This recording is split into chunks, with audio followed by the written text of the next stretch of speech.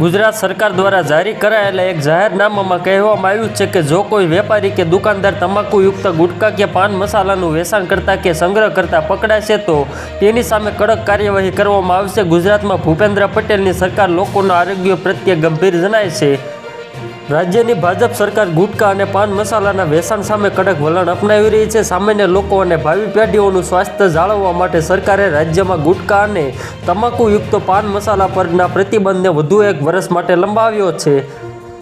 ગુજરાતની ભૂપેન્દ્ર પટેલની આગેવાની હેઠળની સરકારે ગુરુવારે આ સંદર્ભે સત્તાવાર જાહેરાત પણ કરી છે। ગુટખા અને પાન મસાલા પરનો પ્રતિબંધ વધુ એક વર્ષ લંબાવવાનો નિર્ણય લેવામાં આવ્યો છે।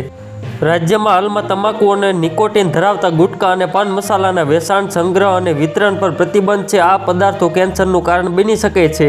રિલીઝમાં કહેવામાં આવ્યું છે કે આ પ્રતિબંધ 2012માં food safety and standards act અને 2011માં બનેલા નિયમો હેઠળ અમલમાં આવ્યો હતો।